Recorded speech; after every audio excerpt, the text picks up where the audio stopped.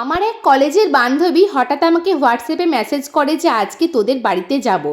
তো আমরা আর কি খাওয়া দাওয়া করার পর হাতে আমার 1 ঘন্টা টাইম ছিল দুপুরবেলা। তো ভাবতে থাকছিলাম যে ও আসবে, তোকে কি খাওয়ানো যায়। তো সেই ভাবতে ভাবতেই দেখো এখন গ্যাস ওভেন বসিয়ে আর কি গরম জল বসিয়ে দিয়েছি। আর বাড়িতে ছিল আর কি মটরশুঁটি, তো মটরশুঁটিগুলো ছুলে একটু লবণ দিয়ে এখন আর কি একটু বয়েল করতে দিয়ে দিলাম। তো দেখো জাস্ট একটু আর কি ফুটে উঠেছে। আর আমি কিন্তু মটরশুঁটিগুলো তুলে নিলাম। আর ছিল বাড়িতে কিছুটা হোমমেড পনির, এই পনিরটাও কিন্তু বাড়িতেই বানানো। তো পনিরটা দিয়ে এখন ভালো করে ভেজে নিচ্ছি। তো ভাবলাম চলো মটর পনির বানানো যাক, তো সেই রেসিপিটা এখন শেয়ার করছি তোমাদের সাথে।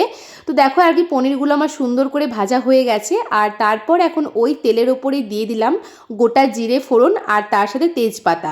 তো তেজপাতা আর গোটা জিরেটা হালকা করে ভাজা হয়ে যাওয়ার পরেই একটা পেঁয়াজকে কুচো কুচো করে কেটে এখন দিয়ে দিলাম তেলের ওপরে।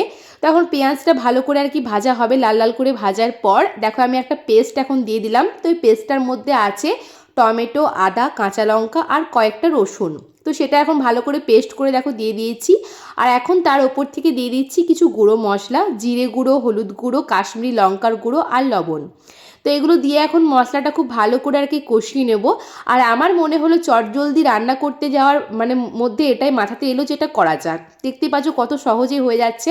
তো এই যে এখন আমার মশলাটা থেকে তেল বেরিয়ে গেছে, মশলাটা ভাজা হয়ে গেছে। এখন আগে থেকে আর কি বয়েল করে রাখা মটরশুঁটিগুলো দিয়ে দিলাম। আর তারপরে এখন জল দিয়ে পরে আর কি আমি ফুটতে দেবো। তো দেখতেই পাচ্ছ যে আর কি রান্নাটা আমার অনেকটাই কমপ্লিট। এখন ওপর থেকে পনিরগুলো দিয়ে দিলাম, যে ভাজা পনিরগুলো ছিল। আর রান্নাগুলো আমার এখন আর কি পুরোপুরি কমপ্লিট হয়ে গেছে। ওপর থেকে আর কি ধনেপাতা কুচি আর একটু গরম মশলা দিয়েছিলাম। ব্যাস আমার কিন্তু মটর পনিরটা বানানো হয়ে গেছে। তো আর কিছুক্ষণ হাতে টাইম আছে। তো দেখো তারই মধ্যে এখন আমি আর কি ভালো করে ময়দা মেখে রেখেছিলাম কালো জিরে, লবণ আর একটু ময়াম দিয়ে। আর এইদিকে ছাতু সেনে রেখেছিলাম, তার মধ্যে দিয়েছিলাম কিন্তু জিরে গুঁড়ো আর লবণ আর চিনি।